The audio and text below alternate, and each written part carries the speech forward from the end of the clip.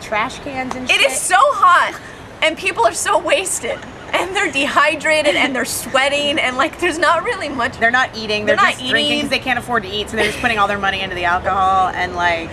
And oh, it is funny and taking pictures and filming. So, anyways, I had a lot of fun. I just it was madness. It was, but by Sunday, yeah, you were so funny. Salt and pepper was the dopest shit ever. Salt and pepper was that was the night that I felt like I relaxed a little bit. Yeah, you and I were like. We were up in the VIP dancing. There's a picture of you. It's really funny. Someone took it from the crowd up, and you just looked like you were having the best time of your life. Like you're just by yourself, and you know. I was in my own happy world because Salt and Pepper. Like I played a lot of club soccer, and you know how you have like a group, like an artist or something that you guys listen to as a team. Yeah. If you ever played team sports. Yeah. Like Salt and Pepper was our thing. I don't know why. I don't know what it was. We were obsessed, and so the fact that we were getting ready for Queens of the World, and like Salt and Pepper was at Dinah. Yeah. Like. It was like so telling, and I was just like so touched, and I was like jamming with them, and I was like, what? It just felt really good. We got that good picture. Nicole took a good picture of us then. Yeah, that was so cute. But by Sunday though, this one. Oh my God, she was like speaking a different language. My eyes felt crossed. Yeah, I didn't have enough sleep. We had to shoot an episode of Cherry Bomb. Right at all. We did the reading on Sunday, which went really well, which we'll get to. But after the reading, we had about an hour and a half, 2 hours, and then we had to rush over to the Cherry Bomb house and shoot 2 episodes. We were going to shoot 4 episodes Sunday night, and we only got through 2. I think we wrapped by 10, and we were like just literally. But you were so funny because like basically we're into the second episode, and Nikki's going, I don't know what the fuck. Can we just what did you say? Like the whole thing was. I thought you were like drunk or high or something because it was just like everybody was like that. Gloria had lost her voice. I had lost my voice. Tatum was drunk. I'm not gonna lie. Tatum was fucking drunk. She was toasted. And like shirts falling off. And Dalila was toasted too. And she was toasted. Yeah, we had dogs in the house. There's dogs in the house. Like we hadn't eaten dinner, and it was like almost 10. And I just remember. Nikki doesn't do well when she doesn't have food. No, I don't do well without food. It is not a good thing. It's not food and sleep. Yeah, food and sleep. It's not good for anybody really. It's definitely not a win-win. And so I seem to function just fine. Yeah, I don't at all. I don't eat and I don't sleep. So no, yeah, we're opposite there. Yeah. Because I'm always like, I probably eat for you. I eat enough for and I need a little more. I just always know that if I have to schedule something, I have to call her and make sure that she's eaten and slept, and then we'll be okay. Oh, life is great. It's like the best thing in the world. Keep her fed and slept and with sex. And not that it's good for me, but it's fed and sleep and sex, and it's good. My life is perfect. Maybe a little chocolate. Oh God. All right, Dinah was good. We had a great time at Dinah because we're working on something. What else do you have going on? Queens of the World. Queens of the World. Queens of the World. Yeah? Yeah. This is an interesting and exciting interview for me because we haven't really talked a lot about how Nikki became involved in the project. And I want to say before we get into it, and I was just talking to Lori about this today. Lori's our executive producer, Lori Ambrosini of Tomboy Productions. She is so good. Lori's amazing. She's a Taurus. But we were talking about you today. And she was saying how much she loves you, and I finally explained to her like how you became involved in the project, and the thing is, you guys probably already know this already because there's been a bunch of press about it, but I wrote this script about 10 years ago, and it was a very straight Disney kind of script. Still really good, but very vanilla. Very vanilla. Same. And so I got together with Nikki probably about, I don't know, we did this back in July, I think. Yeah.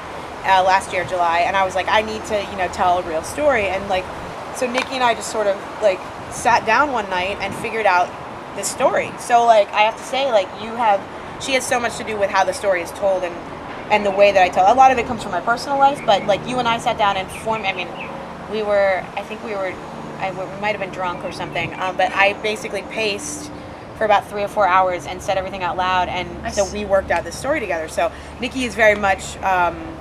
I think very, very deep in the project because she helped me come up with this, I love it. We went through the story together, and then, she wasn't happy with certain parts, meaning like it was, and I was like, okay, well, let me tell you how I feel and what's real and what happened in my real life. Right. Some of my own personal experiences, and what I feel is very, very true and very fluid and very real, and you took what you wish out of it, and we went back and forth, and it's just it's a fucking kick-ass story. period. Yeah. And it's very real. I believe it's going to touch and relate to so many people. Anybody, athletes, brothers. I mean, it's going to men, women, all ages, all races. I'm excited about it because the part that she's playing is Nico, actually, and that part's just really close to me because I mean, here's the thing, like, that the first part of the story has a lot to do with my real life and my first love, and so it's interesting because I took my first love and that girl and who she was, and I just combined her with you. Yeah. So like that character in the story is a combination of like somebody I deeply cared about, like the first person I deeply cared about, and then somebody else who I deeply care about, who's you're my best friend. She's my best friend. Yeah. And so I was able to like write this character, and it's fucking awesome. I'm so excited. She's perfect. You're perfect, obviously, for the part. But talk to me a little bit about how you feel about Nico. I fucking love Nico. I feel right at home with her. I feel like she is like she's got a lot of shit happening with herself. Like she's like she's confident and she's cool. She's got a lot of shit happening at home. It's abusive. It's not the prettiest, and she knows it. But she doesn't carry herself out in the world like she's a victim or anything. She just likes to. Soccer basically is her freedom. Like, she's really fucking good at it. It comes easily. It's her healthy outlet. I believe, Nico makes the choice. It's just a choice. Like, I got a lot of stuff happening at home. What do I do? Do I do X, Y, and Z, or do I go fucking kick some ass in some soccer? And she doesn't want anybody to get to really know her because that's really not a comfortable space for her. She feels a lot, like, meaning she's sensitive, but she's pretty fucking also, she's confident in the way that, like, what are you gonna do? What could you show me that's gonna blow my mind? Because it probably ain't shit. I've already been through it. Right. So what do you know? And I carry myself around like that. I'm free. Like, I like to have some fun. I like to party. Like, I like to drink. Like, I like to dance. Like, You do or Nico does? Nico. Okay. I know. I talk in first person because I feel like it's easier. That's okay. That's fine. I just was explaining to the audience that Yeah. We don't want everyone to think you're a drunk or anything. No. Actually, not at all. She actually doesn't really drink at all. So. Nope. Like, sometimes some red wine. Cherry bomb, red wine, but that's really about it. Yeah, right? that's about it. Yeah. But anyway, just pretty free. Like I like to make like at parties and stuff. Yeah. Like, I'm pretty open, and I'm also. Basically, soccer is my ticket to. I'm going to the World Cup. That's my whole point. And I meet Maggie. And played by Nicole Payson. Played by Nicole. It was a perfect cast, and it's excellent. Like, I'm so thrilled. I meet her. She's cool. Like, whatever. I meet her. She's cool. But then, like, I like her. I think she's really. I think she's so cool, and she is attractive. But I love her. I get to know her. We're both fucking so passionate about soccer, and then through that passion we become more attracted and we fall for one another.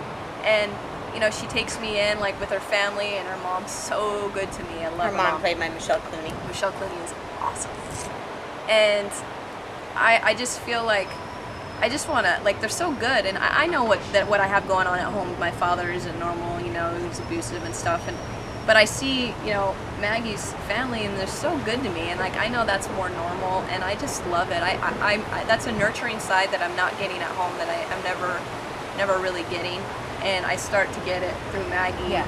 And her mom and her dad, and it makes me feel good, and it makes me feel normal, and I appreciate it, and so I cherish it, and I try to help out where I can, and they just literally take me in as their own, and it is like the best feeling in the world. And still, all through this is like soccer again. I'm going to the World Cup, so no matter what, that's where I'm going, and I'm always like, even though, like I said, I have shit going on at home, I'm still like looking up. Like, I know that, like, I have a choice, and, like, I'm still pretty positive. I'm always like, I'm very much a caretaker to my father, to Maggie. Like, it's in my veins. It comes with me naturally, and so I'm always trying to also, like, Maggie's pretty wound up, and you know, she's tightly wound. She eats, breathes, everything's soccer, which is cool, but